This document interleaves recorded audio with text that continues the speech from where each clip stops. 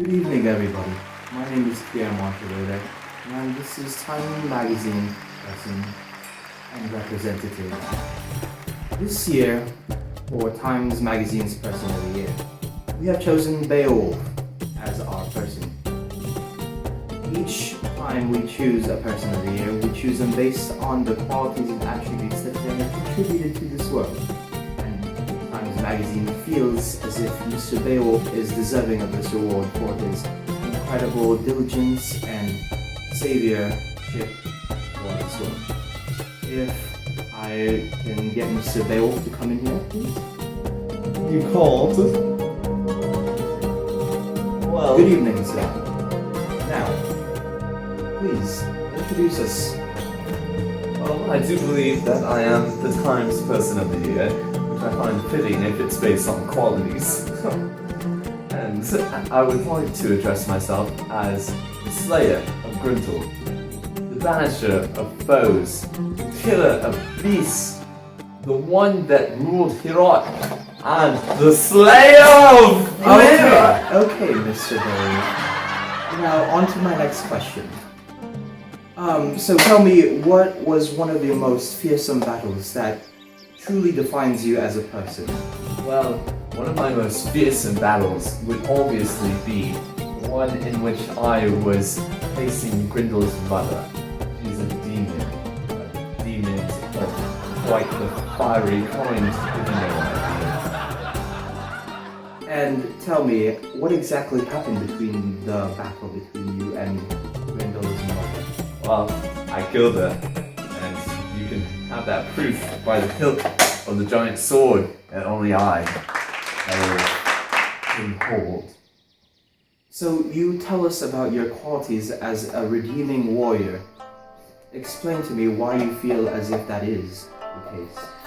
Well, beyond my charming good looks, and my bulging muscles, and my feverish intelligence, and all of my other attributes that lead me to be who I am, and of course the hair, I don't know what couldn't make me such a great warrior.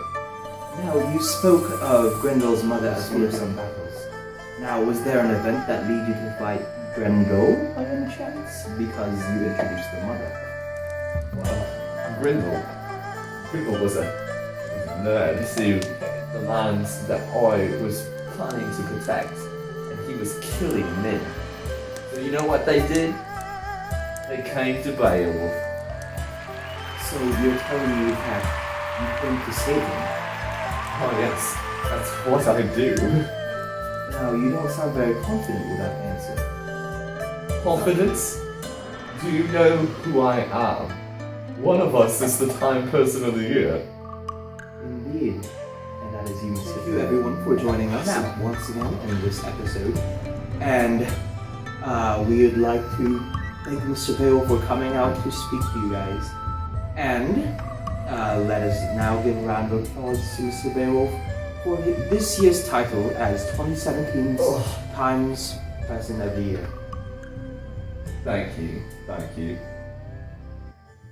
Thank you for your time. Hello. This is our brief explanation time about the devices that we use within our interview.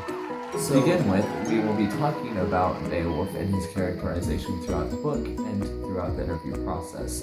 We kind of wanted to portray Beowulf as an arrogant, very self-loving man, as he describes all his victories in the interview, so elegantly led by Kier. We wanted to show the things that were reflected upon him in the book as he brings the head of Grendel home to the people that he was protecting. He was boasting about himself. The way he hung up Grendel's arm within the mead hall to show his victory was all very self-boasting and to produce his own sense of fame and to progress his legacy. And we wanted to show that throughout the interaction in between Kier and I. And the quote that we used in order to incorporate all this meaning to our interview was, "They have seen my strength from themselves, have watched me rise from the darkness of war dripping with my enemy's blood. the way that he's portrayed in this time period was that even though this is not a true story, Beowulf has qualities of a near godlike person, as he fought so many different mystical beings and still comes out without a scratch on his body.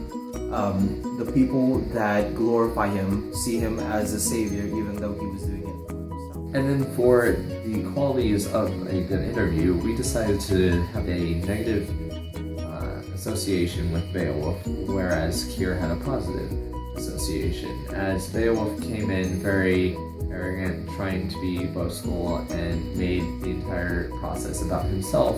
Kier was very professional, well-dressed, maintained good eye contact, and was very well articulated, whereas Beowulf was coming in somewhat in his best armor, but not very well dressed.